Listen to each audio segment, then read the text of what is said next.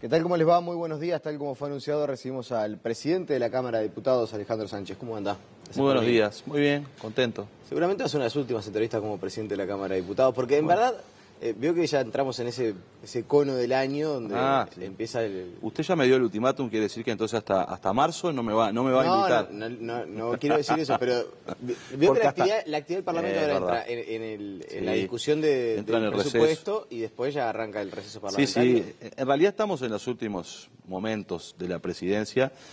Formalmente es hasta el 1 de marzo asume un nuevo presidente en la Cámara, pero es verdad, el año se está yendo y de hecho nosotros estamos organizando el cierre de la presidencia, porque por eso el lunes 30 vamos a hacer una actividad que tiene que ver con la conmemoración de los 35 años del no a la dictadura, pero que va a ser el momento del cierre del plan a 30 años más democracia. Va a ser una actividad especial esa, ¿no? Llamado de alguna manera a la reflexión y que sea una fecha que no pase inadvertida. Sí, la idea básicamente es, la democracia se festeja, el Uruguay sin libertades le ganó a una dictadura. Cuando el pueblo uruguayo tuvo la opción de elegir entre la libertad o la opresión, eligió la libertad. Sin poder hacer campañas electorales, con candidatos proscriptos, con partidos políticos proscriptos, le ganó a la dictadura. Y yo creo que esa fecha no tiene que pasar inadvertida porque es un hito importante en la construcción de la restauración democrática.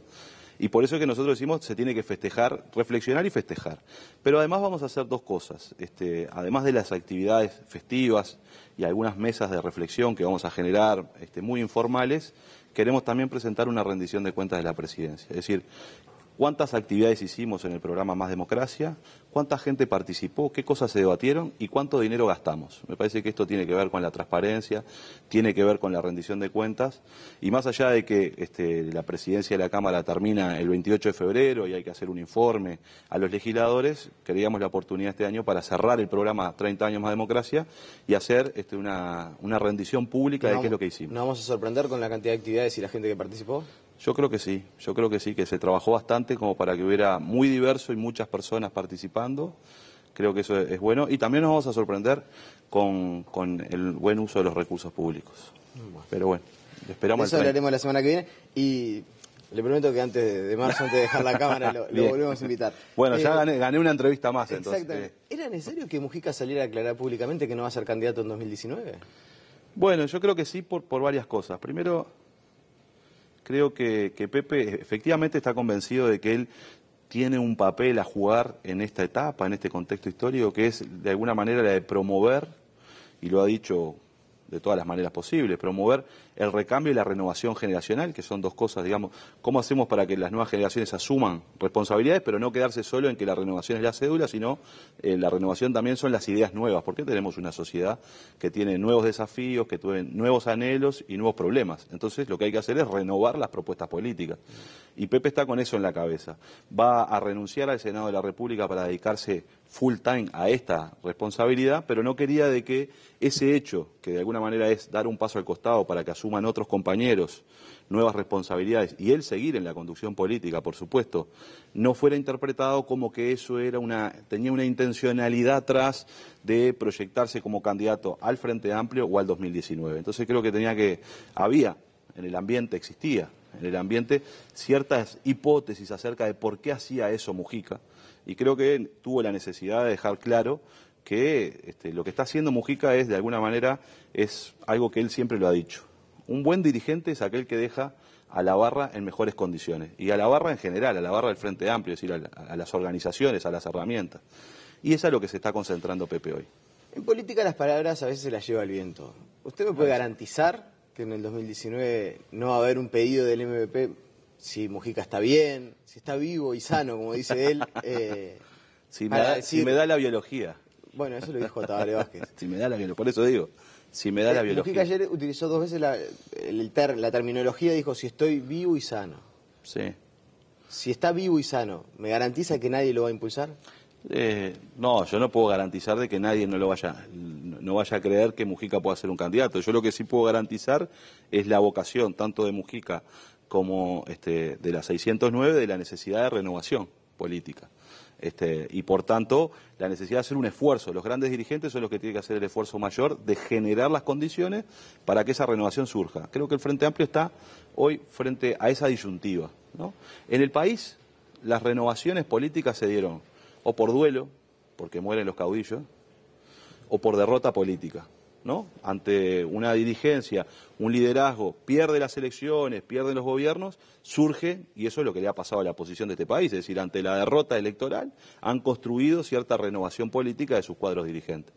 El Frente Amplio tiene la responsabilidad de no esperar a esas dos hipótesis para construir la renovación, siendo parte del gobierno y de alguna manera construyendo también y organizando también la esperanza, porque nosotros tenemos un gobierno que va a llevar adelante, creo yo, un muy buen gobierno, pero de todas maneras, insisto, hay que discutir con una sociedad que ha cambiado, hay que cambiar los libros que tenemos en nuestra cabeza porque la sociedad uruguaya es muy diferente a la sociedad uruguaya que conocimos previo al 2002, para decirlo de alguna manera. No tengo tampoco ese ánimo refundacional de que el Frente Amplio cambió todo, pero sí creo que es evidente que los problemas que tenemos hoy los uruguayos, los anhelos que tenemos hoy los uruguayos son muy diferentes al Uruguay en el que yo crecí en mi adolescencia, que era un Uruguay que no nos daba oportunidades, que sentíamos que nos teníamos que ir al exterior para poder realizarnos. Hoy a la gente se le pregunta qué va a pasar dentro de un tiempo con su vida familiar, con su posibilidad, y la gente cree que tiene posibilidad de desarrollarse. Y eso genera expectativas, genera nuevos problemas, genera necesidades de transformaciones en el país. Y eso lo tiene que hacer una fuerza política porque la política es organizar la esperanza. Y creo que eso hay que hacerlo. ¿Será por eso que la aprobación del gobierno, por lo menos en el arranque de la gestión, está en baja? No, yo diría, me parece que el gobierno arrancó ¿Había francamente... expectativas que no se están cumpliendo? A eso yo. Sí, yo creo que las expectativas de la sociedad son muy elevadas y que hubo un año de gobierno de muchas fricciones, ¿no? Inesperado para un primer año de gobierno y en los diferentes ámbitos, ¿no? Es decir, muchas fricciones con la oposición, que ha llamado a muchos ministros a sala, que ha tenido un nivel de confrontación con el gobierno muy grande, cosa que generalmente en el primer año de gobierno eso no se daba. Hemos tenido mucha confrontación. Pero la verdad, esto entre nosotros... No, entre nosotros y entre los televidentes. Nos mira mucho de los dirigentes de la oposición, pero lo he hablado con ellos también. A uno a veces le queda la impresión que en realidad las fricciones mayores y las que más repercuten y las que más hacen daño, si se quiere, de las que más se hablan, está mismo en la interna del Frente Amplio. No es que la oposición, salvo en el tema ANCAP, que ciertamente hay una comisión investigadora trabajando y se ha hablado sobre eso, pero ciertamente las mayores fricciones se han dado en la interna del Frente Amplio. No, a ver, han habido fuertes discusiones, yo iba a eso también, es decir, el gobierno ha tenido fricciones con el movimiento social importantes, podemos incluir ahí algunas malas decisiones de gobierno como fueron la decreto de esencialidad o algunas otras cosas que yo creo que generaron un clima de mucha fricción. Ahora, creo que estamos concluyendo un año muy diferente a lo que fue todo este proceso, ¿no? Creo que también hubieron fricciones porque hubieron dificultades para tener aceitado el relacionamiento entre la fuerza política, la bancada parlamentaria y el Poder Ejecutivo. Yo creo que hubieron una serie de dificultades que evidentemente generaron un clima y señales de excesiva confrontación cuando no hay tales niveles de confrontación, porque a los hechos me remito. Después las leyes han salido, las priorizadas por el Poder Ejecutivo han salido casi todas. Se va a aprobar ahora en pocos días seguramente la ley de competitividad, que es una de las últimas que había priorizado el Poder Ejecutivo y que habían generado mucha controversia. Entonces creo que hubieron señales de demasiada fricción cuando en realidad ese no era el clima. Hubieron más de sensación térmica, que hay mucha responsabilidad de los actores políticos, tanto de la bancada, del Poder Ejecutivo, de la fuerza política. ¿Por qué no está funcionando bien la comunicación, la fluidez en cuanto a la comunicación entre la bancada, el Poder Ejecutivo? Bueno, todos sabemos la situación que hay en la interna en cuanto a la conducción del Frente Amplio, sin una figura firme al día de hoy. Eso lo tendrá que resolver seguramente el Frente Amplio el año próximo. Yo creo que hoy estamos en una situación diferente. Yo creo que hoy estamos en una situación en donde, después de la discusión presupuestal, por lo menos a mi juicio, yo veo que se ha logrado recomponer los vasos comunicantes entre el Poder Ejecutivo y el Parlamento de la República. Es decir, se ha logrado ordenar. Creo que el viejo dicho, ¿no? En el camino los zapallos se acomodan. Y yo creo que nos costó al gobierno, porque yo me siento parte integrante del gobierno, obviamente, nos costó al gobierno ubicarnos de alguna manera en este nuevo contexto, ¿no? Es decir, una bancada que es muy nueva, una bancada que tiene mucho recambio, un consejo de ministros diferente, que tiene una forma de relacionarse con la bancada diferente a la que tenía la anterior, un presidente que también tiene un estilo diferente al de Mujica. Todas esas cosas generaron ciertos cambios que nos llevaron a tener, digamos, desprolijidades diría yo, desorden, ruido en la comunicación, que creo que no le hacen bien a ningún gobierno ni a ninguna fuerza política, porque está muy bien transmitir las diferencias, está muy bien transmitir las discusiones. Ahora, otra cosa es cuando uno transmite tanto ruido que parece que hubiera, dentro de la fuerza política, dentro del gobierno, hubiera grandes peleas, ¿no? Y hubiera fricciones que no existen, ¿no? Porque a veces se le da por el tono de las declaraciones y creo que ahí todos aprendimos en que hay que comunicar mejor, hay que expresar, por supuesto, la diversidad que es el Frente Amplio, pero demostrar de que acá hay una unidad clara que es el programa del Frente Amplio, ¿no? Ahora, yo se lo voy a preguntar directamente porque usted no le va a ser ajeno lo que le voy a preguntar. Quizás a mucha gente que nos esté mirando sí, pero está el rumor instalado que la relación, por ejemplo, entre Mujica y Vázquez no atraviesa por su mejor momento. Y que eso repercute en la comunicación, repercute en que quizás el relacionamiento entre la bancada, que el Movimiento de Participación Popular, por cierto, es firme, es abarcativa, es amplia dentro de la bancada oficialista, y el Poder Ejecutivo no sea lo mejor. ¿Esto es así o no? ¿Le consta? Bueno, a mí yo no tengo elementos para decir que la relación de Vázquez y Mujica sea diferente a la que han tenido hasta ahora, porque francamente no lo manejo. Lo que sí creo es que el Poder Ejecutivo logró al final establecer un buen relacionamiento político con la bancada. Y en esto quiero ser muy explícito. La discusión presupuestal, la discusión del presupuesto nacional, implicó una discusión bien interesante de la bancada, pero un vínculo muy estrecho con Presidencia de la República y con el Consejo Ejecutivo para llevar adelante determinadas transformaciones. Y ahí hubo un intercambio, un ida y vuelta, que permitió de alguna manera generar eso que es central en cualquier discusión, en cualquier bancada parlamentaria, que el centro político lo pone el Poder Ejecutivo, es decir, hacia dónde va el Poder Ejecutivo y cuáles son, de alguna manera, su margen de maniobra para luego después ubicar a la bancada en ese contexto, ¿no? ¿Y está cerrada la discusión presupuestal? Sí, está cerrada, comienzan a votar los senadores de la República hoy nomás. Y el presupuesto se cerró en diputados, con un acuerdo. Pero ahora seguramente va a volver a diputados. Sí, va a tener cambios, no quiero decir cosméticos porque no es la palabra, pero sí va a tener cambios que desde el punto de vista esencialmente de las cosas aprobadas en diputados, se mantienen todas, porque eso fue un acuerdo de todo el Frente Amplio y del Gobierno, y lo que hay es, bueno, ajustes de redacción que mejoran sustantivamente la calidad de la técnica legislativa de lo que estamos haciendo. Pero, por ejemplo, en cuanto al tema del sistema de cuidados, y eso se respeta lo que... El sistema de cuidados... Eso también generó mucho ruido, por ejemplo. Sí, generó mucho ruido, pero ahí es cuando yo digo que son el tono de la transmisión. Porque, por ejemplo, el sistema de cuidados tenía proyectado, es algo nuevo, acabamos de aprobar la ley de cuidados, se va a empezar a aplicar el año próximo el sistema de cuidados y será progresivo porque es un sistema que es muy ambicioso, ¿verdad? Y está muy bien porque implica justamente atender a la población en necesidad de cuidados, que no es la población discapacitada, ¿no? Es decir, quienes necesitan de cuidados son los niños, ¿verdad?, de la primera infancia, son los adultos mayores y también los discapacitados, pero en realidad a veces se asocia cuidados a discapacidad. Y esto es mucho más abarcativo, es una malla de protección muy importante. Pero va a tener una aplicación gradual porque es una gran reforma. Y entonces tenía proyectado en el presupuesto 1.200 millones de pesos para el año 2016 y 2.400 millones de pesos para el año 2017, ¿verdad?